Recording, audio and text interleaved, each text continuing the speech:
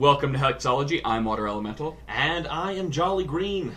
This isn't League of Legends. I know, right? Like, what are we doing here? This is our first of hopefully many videos covering the Hex Shards of Fate, the MMOTCG by Criptazoic. Now, if you haven't heard of this game, shame on you, because this game has been talked about for about a good 6 to 8 months. It had a very successful Kickstarter, and it raised, just in the Kickstarter period alone, over $2.25 million.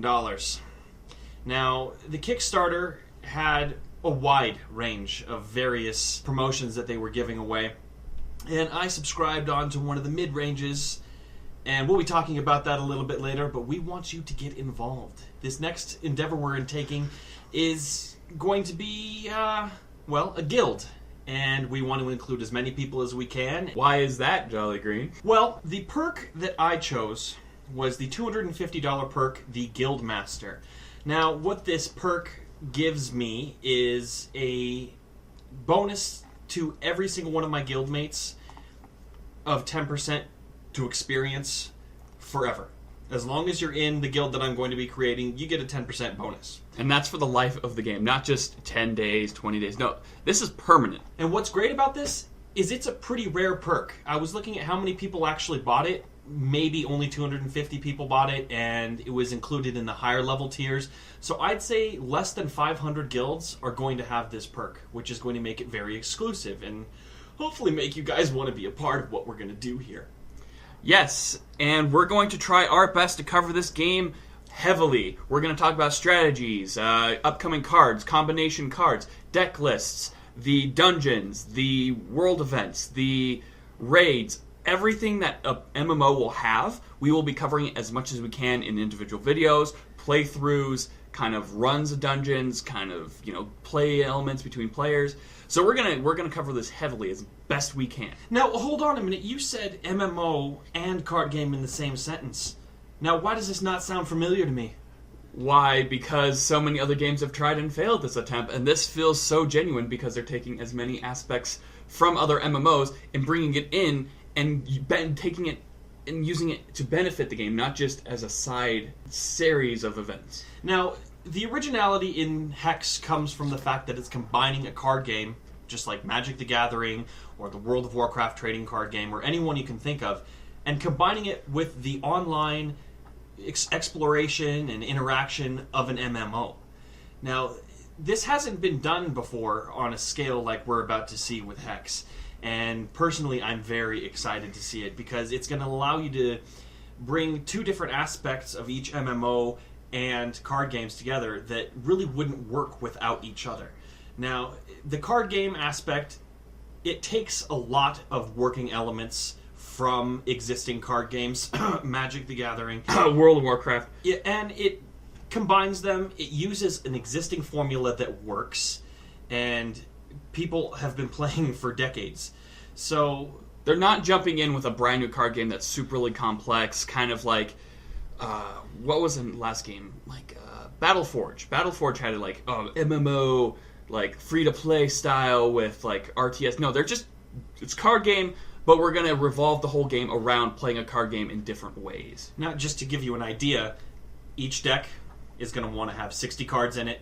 You're going to start with 20 life. Now, I mean, they have hinted that it can be variable, but what is going to be variable here is you get a champion hero. Just like in World of Warcraft. Just like World of Warcraft. Why does that sound so familiar? Oh, wait, the creators of the World of Warcraft TCG are the creators of this game, Criptazoic Entertainment. Now, about 2 weeks ago, Criptazoic did announce that they are going to be discontinuing the World of Warcraft trading card game. Now, I did enjoy playing it for a little while, but it did get stale. And what excites me about this is they're going to be losing a little bit of revenue, but I mean, there wasn't a lot to begin with. It kind of tapered off to the point where they were almost losing money with World of Warcraft TCG. So what they're going to be doing now is focusing all the way on Hex. And they've been having this campaign with the Kickstarter, updating you on various different cards, like the PvP heroes, PvE heroes, dungeons, lore, all kinds of crazy awesome stuff before they launch this beta. And I'm just excited as heck. I could say I'm excited as Hex. Oh!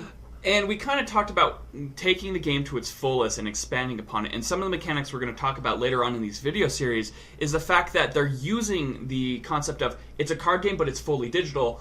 Why don't we keep certain things working? Like, there's cards that will let you get any card in the game randomly. There's cards that will, if you do certain effects, the card will permanently become that for the end of the game. So if it's in the deck, in the graveyard, if it's in the battle zone, it will permanently become that card. If it's sent to your graveyard, okay, it's still that card with the same stats. If it's sent to the deck, okay, it's still that card, and it still has that same effect. And there's a lot of mechanics building around it. There's cards that you remove from the game a creature, and then it comes back later on, built up and stuff. There's really fun stuff with it, and I'm excited to see what other ideas they can add onto this, since if you can code it, you can do it.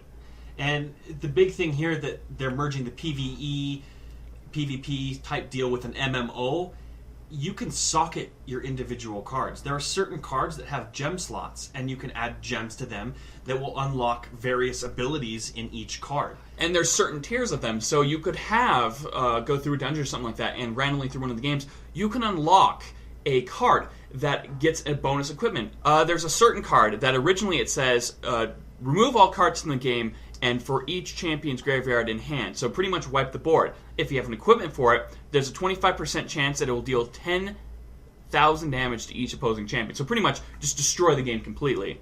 And that's a fun aspect to it. You can unlock these really cool effects that add to the card. So you and I could be playing a same card, but my card may have different effects than your card. My card maybe buff my heroes up a bit. Your card might just buff himself up even more. So you have to read each card several times to know what the card does, as well as the many different effects.